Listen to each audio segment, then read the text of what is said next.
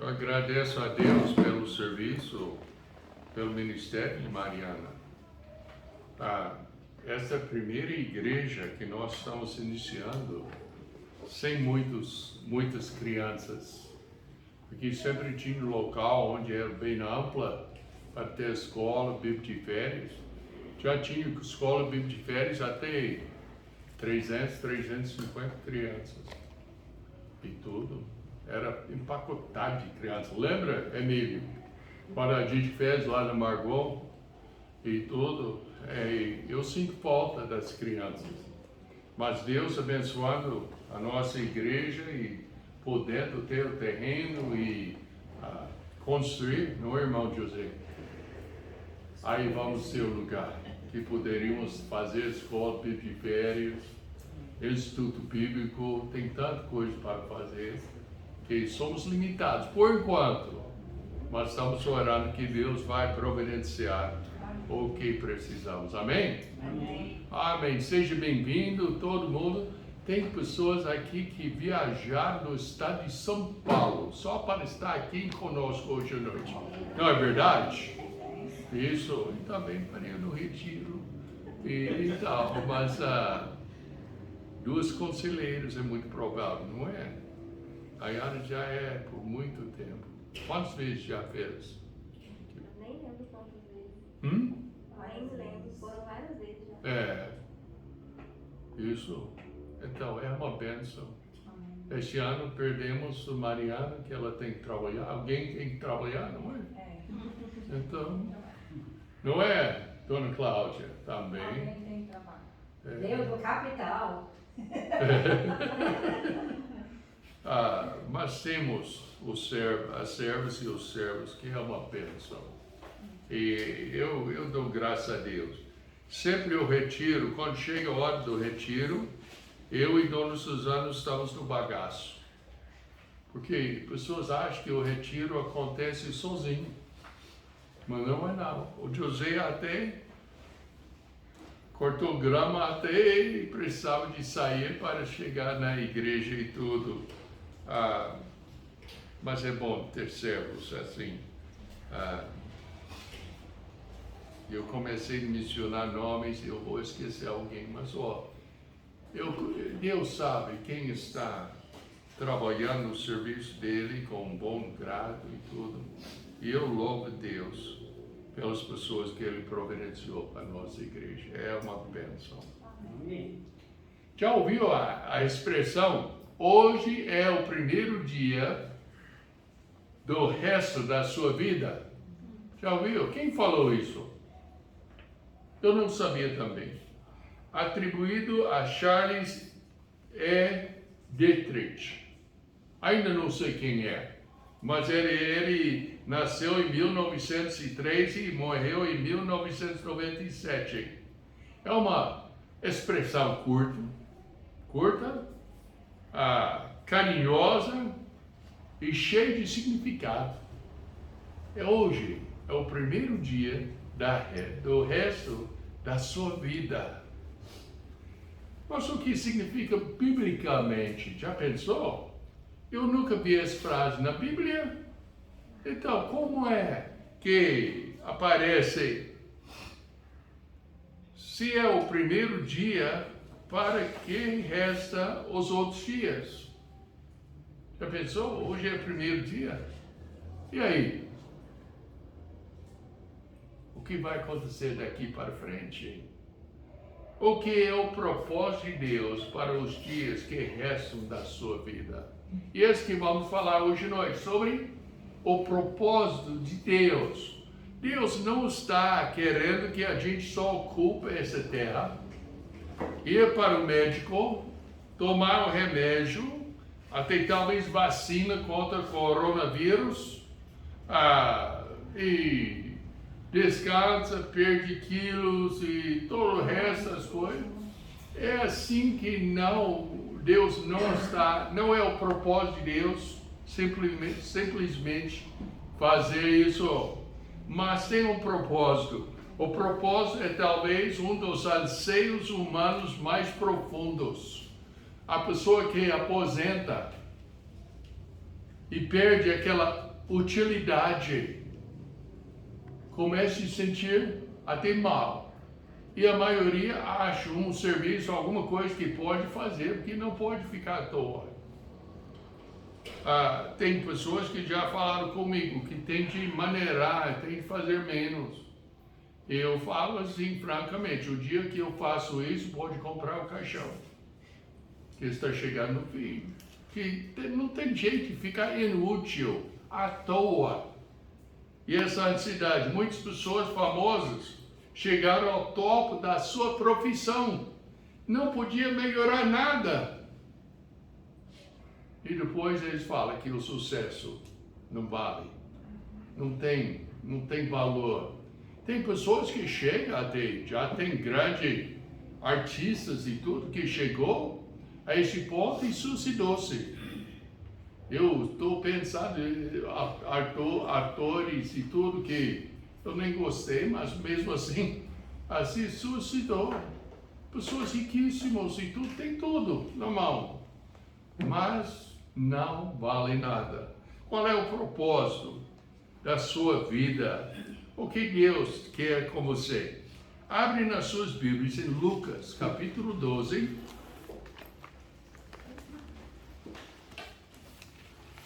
E vamos ler versos 13, 13º versículo até 21. Lucas 12, 13 a 21.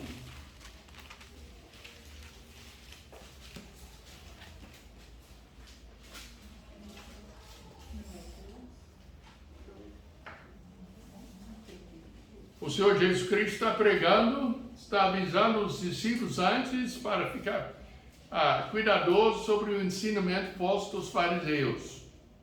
E depois ele chega no verso 13 e de repente uma pessoa gritou, e disse-lhe da multidão: Mestre, diz ao meu irmão que reparte comigo a herança.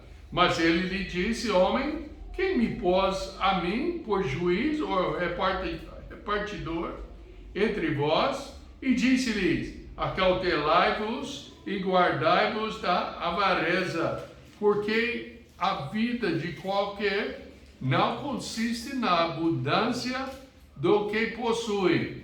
E propôs-lhe uma parábola, dizendo: a herdade de um homem rico tinha produzido com abundância. E ele arrazoava consigo mesmo, dizendo: que farei? Não tenho onde recolher os meus frutos.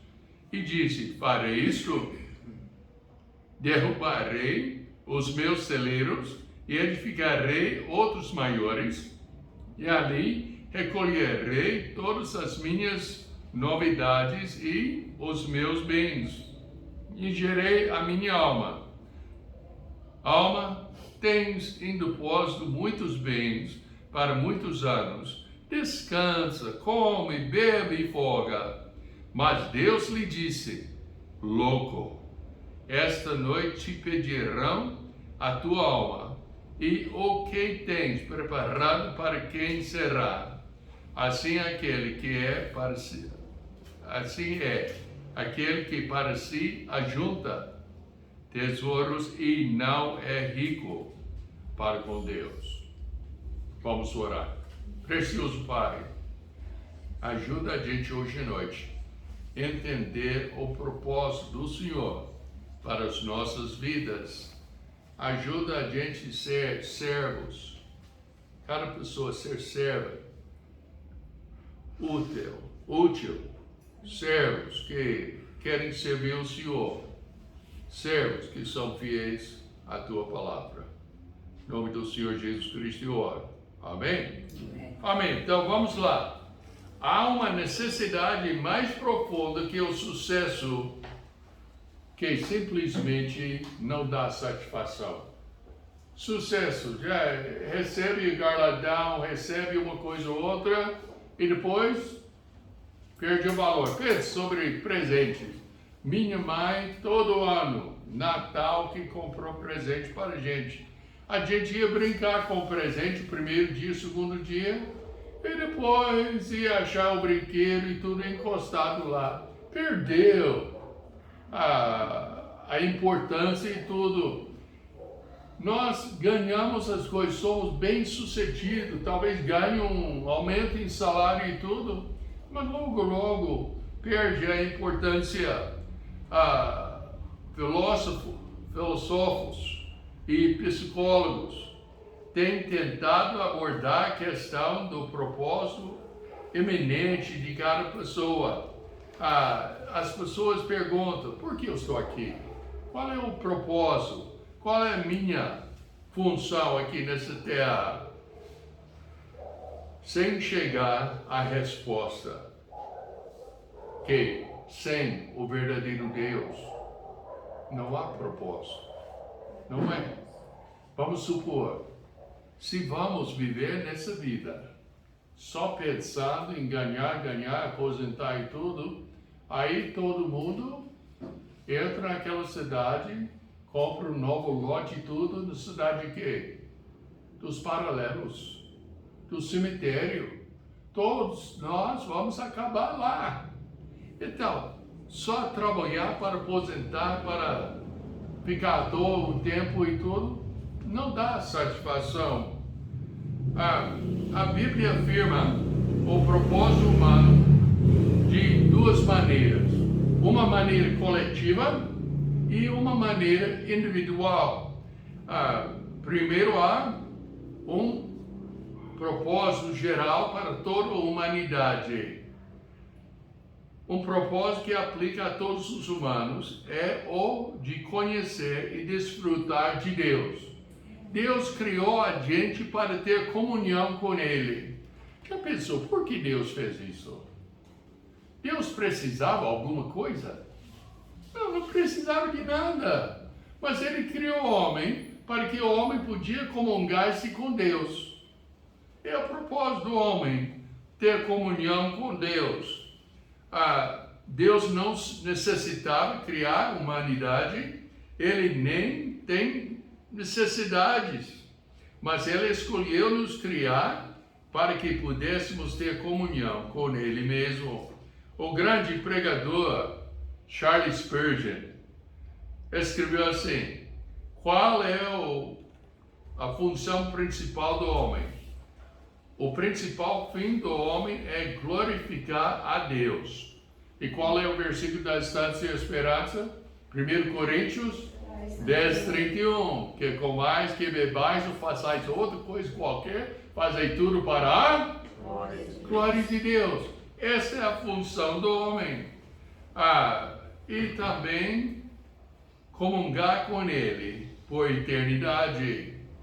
1 Coríntios 10:31 é nosso versículo principal sobre a função do homem. Salmo 73, verso 25 fala: quem tenho eu no céu senão a ti? E na terra não há quem eu desejo além de ti. A minha carne e o meu coração desfalecem, mas Deus é a fortaleza do meu coração e a minha porção para sempre. Falando isso, como é que você sente com Deus? Deus te criou para comungar com Ele. Está comungando com Ele? Está tendo comunhão com Ele?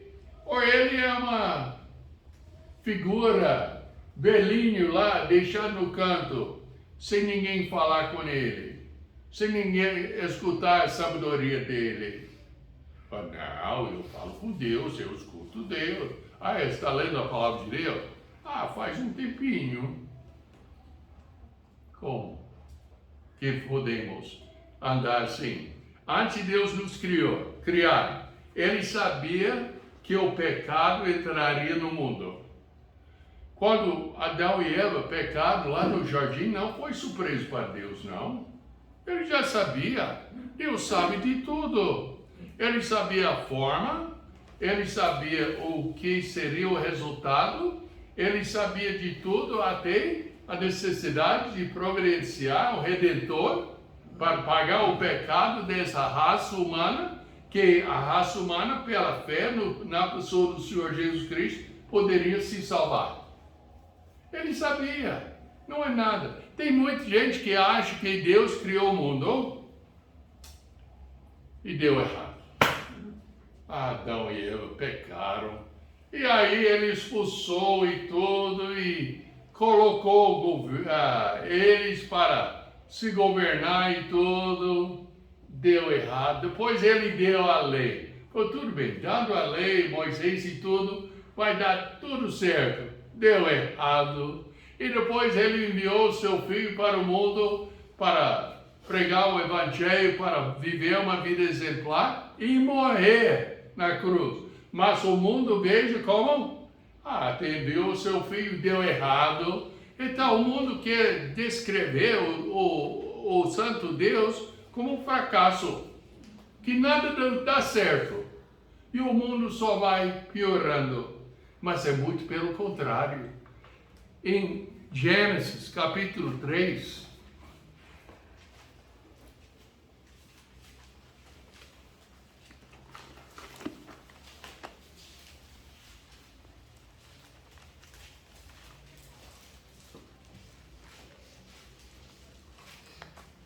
verso 15.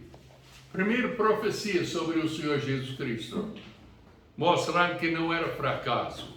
Porém, inimizade entre ti e a mulher, entre quem e a mulher? O serpente e a mulher, e entre a tua semente, nota é singular, e a sua semente, singular. Este te ferirá a cabeça e tu lhe ferirás o calcanhar. Pense sobre a crucificação do Senhor Jesus Cristo. Está lá o que eles fizeram. Penduraram o Senhor na cruz como? Com pregos, mais ou menos aqui. E onde o mais? No pé.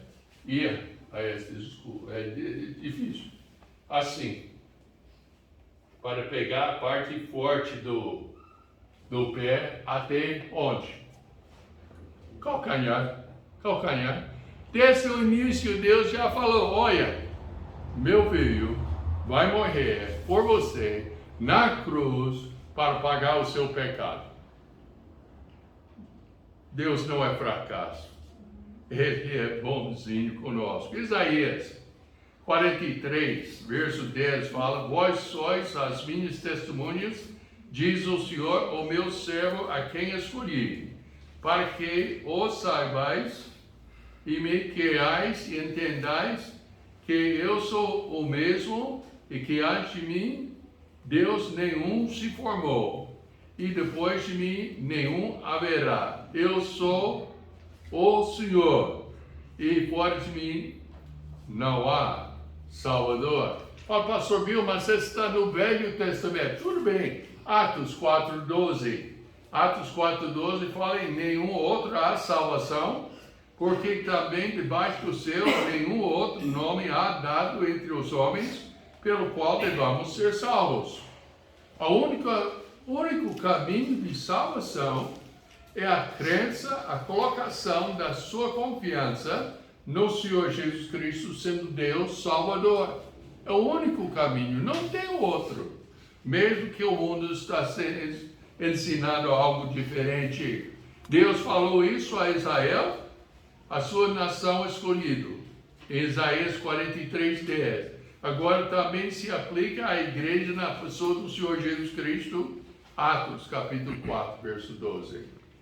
Meus amados, não tem outra salvação senão o Senhor. E não tem outro propósito de Deus senão que o pecador seja salvo na pessoa do Senhor Jesus Cristo e depois de ser salvo que ele seja servo dele. É tão fácil entender isso, tão fácil ver isso. O Senhor Jesus Cristo fez uma declaração semelhante aos seus discípulos. Ele fala o seguinte, em Mateus 28, versos 19 e 20, portanto, ide fazer discípulos de todas as nações, batizando-os em nome do Pai e do Filho e do Espírito Santo, ensinando-os a guardar todas as coisas que eu vos tenho mandado. Eis que eu estou convosco todos os dias, até a consumação dos séculos. Amém. Observe que as instruções de Jesus Cristo incluem estar com Ele obedecendo os mandamentos dele e falando dele. Essa é a nossa obrigação, é o propósito de Deus para nós. Mesmo onde eu estava? Eu estava pregando numa igreja lá nos Estados Unidos, faz uns anos atrás, e foi uma época que uma igreja parou de sustentar a gente. Os que entendem, tem muitas igrejas que sustentam a gente, mandando ofertas, e a missão soma tudo e manda para a gente. E uma igreja, por um motivo deles, parou de sustentar a gente. Então, tinha um pastor que chegou lá e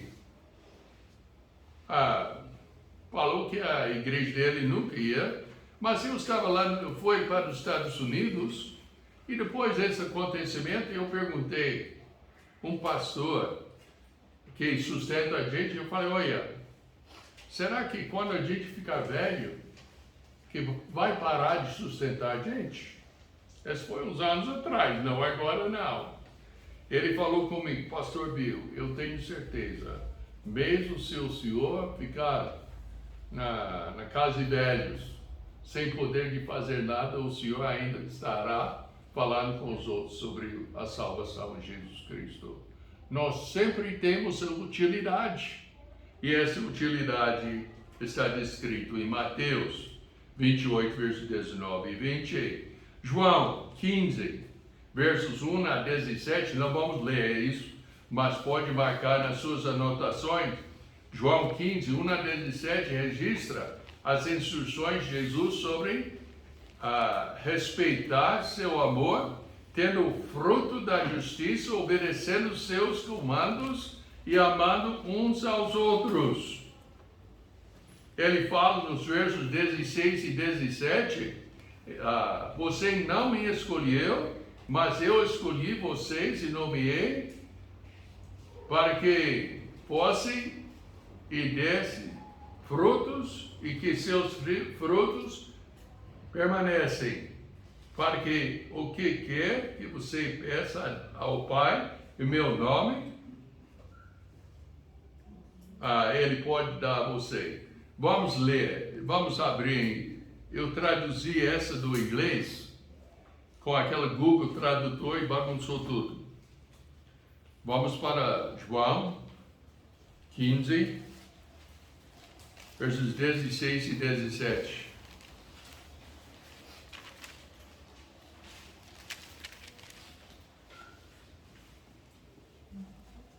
Que fala assim: não me escolhesse vós a mim, mas eu vos escolhi a vós e vos nomeei, para que vades e deis fruto, e o vosso fruto permanece, a fim de que tudo quanto em meu nome pedires ao Pai, eu vou-lo conceda.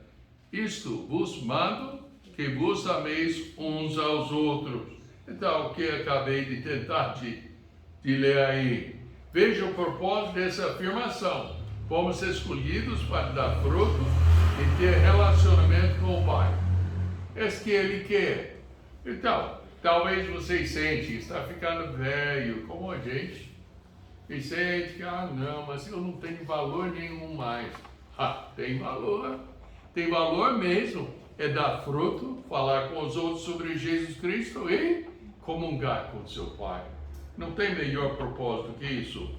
Uma vez que conhecemos Deus na pessoa do Senhor Jesus Cristo, também somos chamados a testemunhar para que outros possam conhecê-lo também.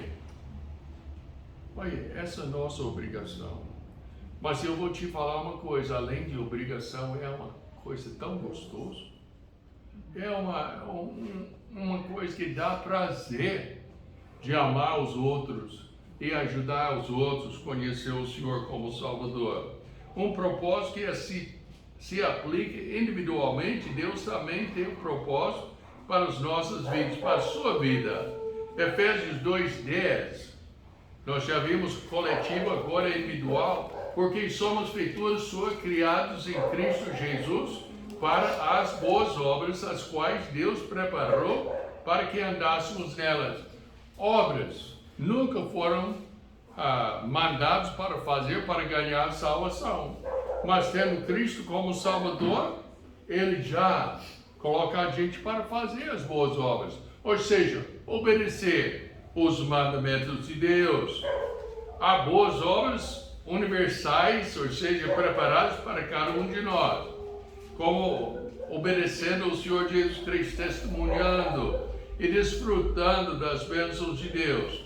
Mas também tem obras individuais. A Bíblia está repleta de exemplos do envolvimento de Deus na vida das pessoas. Nós poderíamos ver hoje à noite trechos onde fala sobre os dons espirituais, sobre os mandamentos de servir o Senhor. Nós temos várias pessoas que foram chamadas individualmente para servir o Senhor. Quais são alguns? Abraão, Noé, José do Velho Testamento, também José do Novo, Ruth, Esther, Maria e muitos outros. 1 Coríntios 12, versos 12 a 31, fala sobre a igreja em termos de um corpo. Vamos abrir nossas Bíblias em 1 Coríntios 12.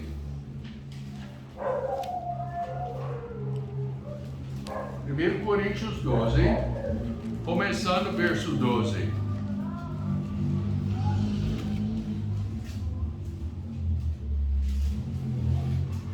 Porque assim como o corpo é um, e tem muitos membros, e todos os membros deste um corpo, sendo muitos, são um só corpo, assim é Cristo também.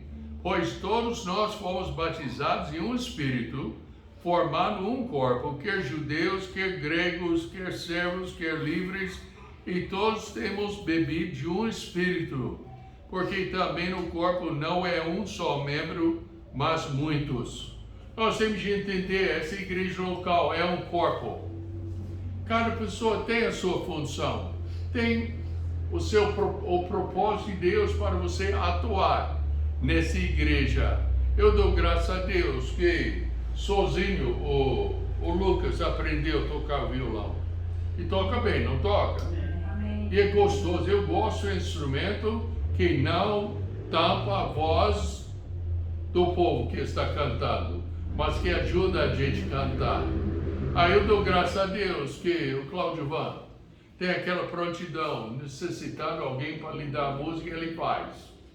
Ele sempre fala, pastor Bill, mas eu não sei muito fazer isso, aquilo, mas ele faz bem, não faz? Aí, o que mais precisa? Tem várias pessoas aqui que eu poderia nomear cada pessoa, olha a sua função. Precisa de ver o irmão Robson, quando ele está aqui. Vai ver, ele fala com todo mundo, de repente está falando com o irmão José sobre alguma coisa que tem de consertar, alguma coisa, não é verdade? Então, é o dom que tem. Todos nós temos o dom e devemos. Eu maravilho, Dona Susana fazendo esse compra para campamento, ela está cansada e tudo, mas ela vai em 5 supermercados e ela lembra os preços de cada coisa. Fala, não, no supermercado tal é assim e tal. Eu fico assim, eu posso olhar o preço e ver as costas, eu já esqueci qual foi o preço. Tem um dom. Cada pessoa aqui, eu sei que eu já falei 2 vezes que eu não deveria mencionar nome, mas tem um propósito, é servir o Senhor aqui na igreja, como Deus te colocou. Realmente cada membro da igreja tem um propósito diferente, assim como cada parte do corpo é usado para as coisas diferentes. No ano retrasado, quando eu caí e machuquei a mão, eu descobri como danificou, porque não tendo a mão e tudo para usar, até abrir uma coisa e tudo é difícil. Eu aprendi até pentear os cabelos com a mão direita, foi difícil. Eu aprendi também que eu sou mais canhoto que destro, porque com a mão esquerda deu certo. Mas cada parte tem o seu valor. Então, aqui na igreja local, você tem o seu valor. Podia ler, não vamos ler hoje à noite, mas Romanos 12, versos 6 a 8 e 1 Coríntios 12, versos 4 a 11, listam vários dons espirituais que uma pessoa pode ter. Mas, olha, deixe-me avisar. Esses são espirituais, ou seja, dons espirituais que funcionam. Não são os dons temporários ou milagrosos. Aquelas acabaram, conforme 1 Coríntios 13 fala, que quando chegar aquele que é perfeito, esses que são imperfeitos seriam aniquilados. E o perfeito foi a santa palavra de Deus. Um propósito único que Deus tem para você.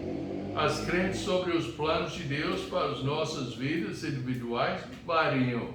Tem várias pessoas que acreditam em coisas diferentes. Alguns acreditam que Deus nos deu certos dons e talentos para sermos mordomos sobre aquele setor, mas não tem um trabalho específico.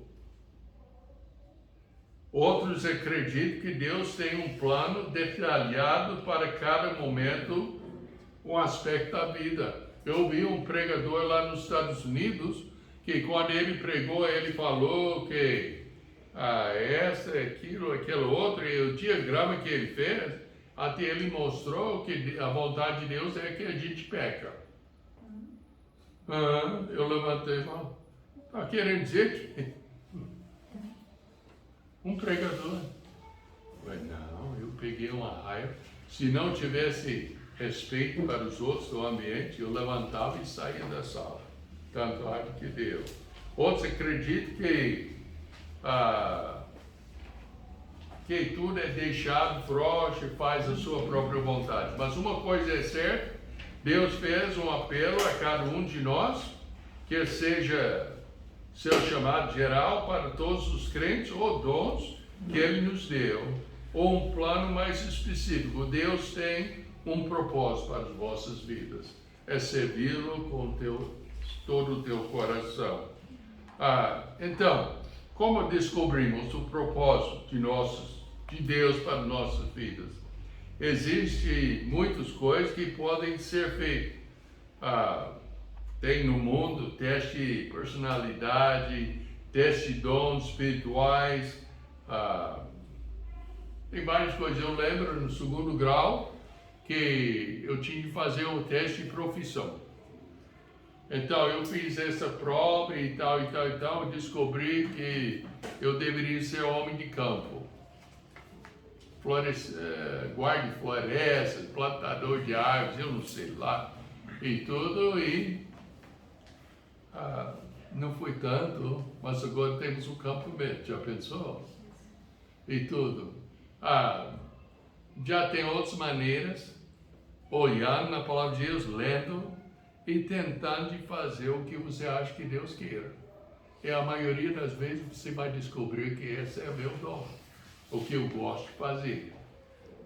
Como já foi mencionado sobre as outras pessoas. A melhor ferramenta seja simplesmente orar e estudar a palavra de Deus. Podemos pedir a Deus que revele seu propósito para as nossas vidas. E devemos examinar as Escrituras para confirmar que Deus está mandando e não só a nossa própria vontade. Eu poderia pensar que eu tenho o dom de cantar ópera, de soprano. Podia pensar, não podia? Mas eu teria jeito de cantar soprano? Não dá não. A minha voz está aqui embaixo. Nem cantar eu não canto bem. Mas é uma coisa, eu podia me animar para fazer certas coisas que eu não dou conta. Não dou conta. Deus não nos levará a fazer algo contra o seu caráter nem a sua palavra. Devemos também olhar para vários eventos de nossas vidas, prestar atenção às nossas forças e prestar atenção à sabedoria externa. Eu lembro quando Deus tocou no meu coração para ser missionário, eu perguntei a um doutor lá, um professor, eu falei, eu não deveria fazer mestrado ou alguma coisa? Ele falou, meu irmão, quantos anos o senhor ou o irmão tem? Na época eu tinha 29, 30 anos, não sei, por aí. E tudo, ele falou, você tem que parar de enrolar e vai para o campo missionário. Eu disse, senhor, e a gente foi. E tudo. Provérbios 15, 22. Quando não há conselhos, os planos se dispersam, mas havendo muitos conselheiros, eles se firmam. Provérbios 12, verso 15. O caminho do insensato é reto aos seus próprios olhos, mas o que dá ouvidos ao conselho é sábio. Sábio. Tinha uma pessoa que estava pensando em trabalhar com a gente uma vez. E a pessoa perguntou ao outro pastor o que ele achava do assunto. E o pastor falou com as pessoas assim, se você trabalhar como o pastor Bill trabalha, você vai dar tudo certo. E deu. Deus tem conselheiros em volta de você, mas você tem que ouvir e confirmar com a palavra de Deus e fazer a vontade de Deus. Felizmente, os crentes podem descansar no fato de que as suas vidas têm propósito. Deus nos criou com intenção, Ele sabe seus planos para nós. Ele sabe o que está fazendo. E Ele vai revelar segundo a sua própria vontade. Pensa bem, você quer saber a vontade de Deus? Quantas pessoas gostariam de saber? Quer saber a vontade de Deus para amanhã? Quantas pessoas querem? Se for a vontade dele que você morra amanhã, você quer saber? Aí não. Não é? Tudo bem. Então deixe Deus mostrar no seu tempo. Ele deseja que o conheçamos, que o amamos, que testemunhemos da palavra da salvação, que somente Ele providenciou na pessoa e sacrifício do Senhor Jesus Cristo.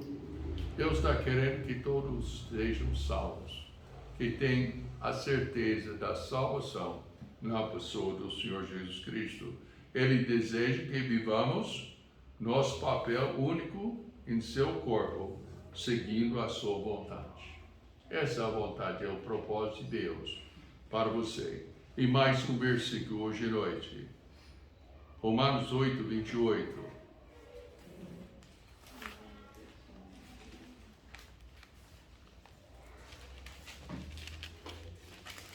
E sabemos que todas as coisas contribuem juntamente para o bem daquele que ama a Deus, daqueles que são chamados segundo o seu propósito. Deus quer o bem para você. Ele quer a salvação para o perdido. E Ele quer a bênção para a pessoa salva. E Ele quer que nós cresçamos na palavra de Deus e no Senhor Jesus Cristo. Amém? Amém. Então vamos orar. Precioso Pai, nós te agradecemos pela palavra. Hoje à noite a mensagem foi um pouco diferente, mas mesmo assim, nós sabemos que o teu propósito para as nossas vidas é que sejamos salvos em Cristo Jesus. Nós aprendemos que o seu propósito, o teu propósito, é que nós te servamos fielmente, obedecendo os teus mandamentos. E nós sabemos que até a morte ou arrebatamento nos leva. O Senhor tem propósito para as nossas vidas, pois todas as coisas cooperam para o bem daqueles que amam a Deus, daqueles que são chamados segundo o teu propósito. Pai, nós te agradecemos por tudo. Em nome de Jesus, eu oro. Amém? Vamos levantar. Vamos